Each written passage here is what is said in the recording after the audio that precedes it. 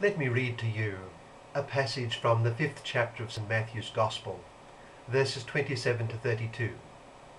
It's the Gospel for Friday of the 10th week in Ordinary Time, Year 2.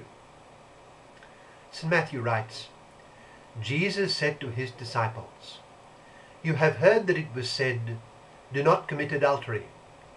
But I tell you that anyone who looks at a woman lustfully has already committed adultery with her in his heart. If your right eye causes you to sin, gouge it out and throw it away. It is better for you to lose one part of your body than for your whole body to be thrown into hell. And if your right hand causes you to sin, cut it off and throw it away. It is better for you to lose one part of your body than for your whole body to go into hell. It has been said, anyone who divorces his wife must give her a certificate of divorce. But I tell you that anyone who divorces his wife, unless the marriage is unlawful, causes her to commit adultery, and anyone who marries the divorced woman commits adultery." That's from Matthew chapter 5, verses 27 to 32. And what does it suggest to us? Well, it does not take much reflection to realize that the whole of society depends on the institution of marriage.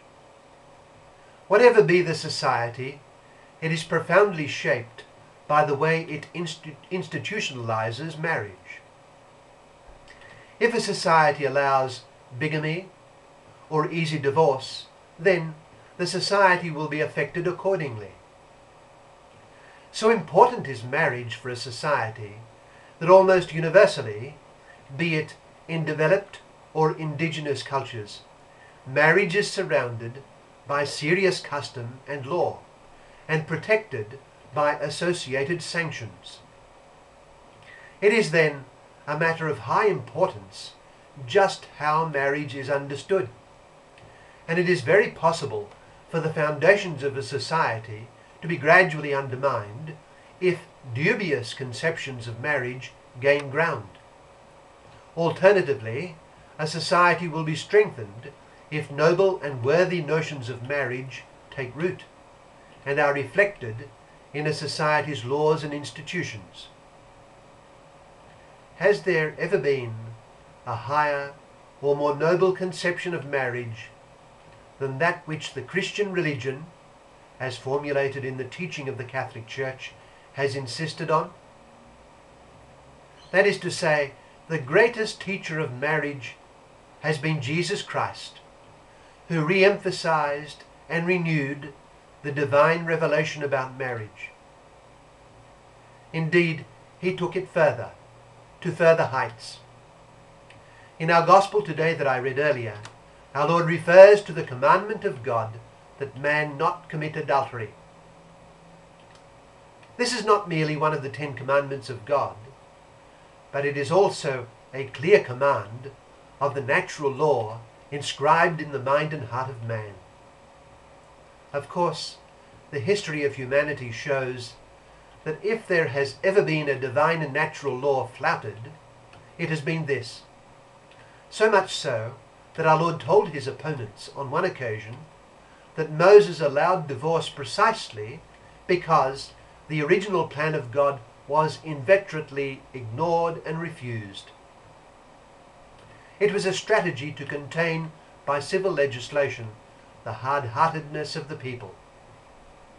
It did not supersede God's law against divorce, as shown by our Lord to be in the very first pages of the Bible. Our Lord takes his hearers into a deeper understanding of this divine teaching on marriage. Adultery does not just mean being faithful to one's wife. It means being faithful to one wife. As our Lord pointed out to the Samaritan woman in the Gospel of St. John, she had had 5 husbands, and the husband she was now with was not her husband at all. That is to say, marriage is indissoluble. It cannot be dissolved unless the marriage was unlawful in the first place.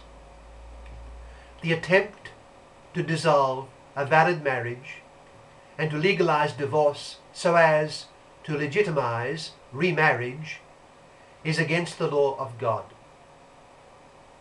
It has been said, our Lord states, that anyone who divorces his wife must give her a certificate of divorce.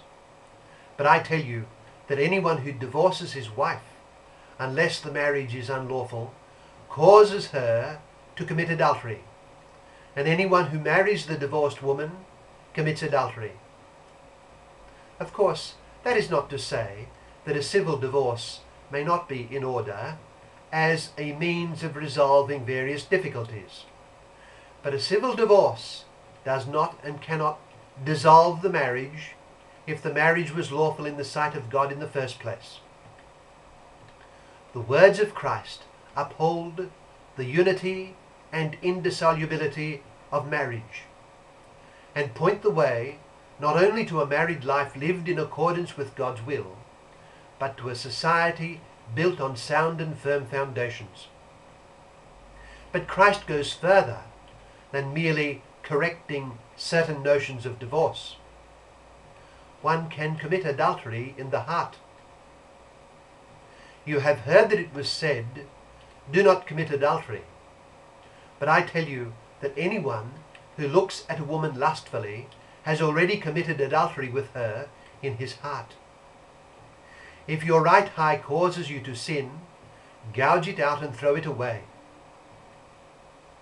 God requires fidelity in marriage and absolute chastity outside of marriage, even in one's mind and heart. Not only must one guard one's actions, but one must strictly guard one's heart.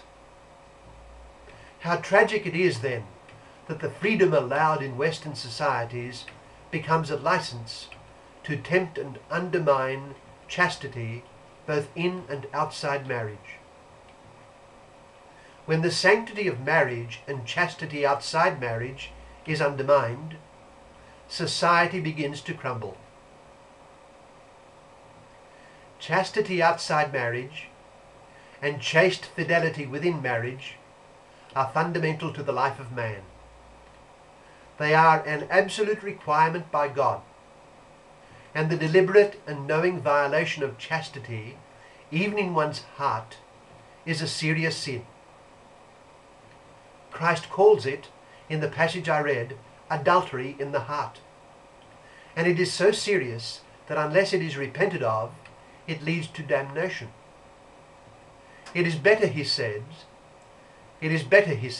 to lose your eye if it leads you to sin, than to be thrown into hell with both eyes.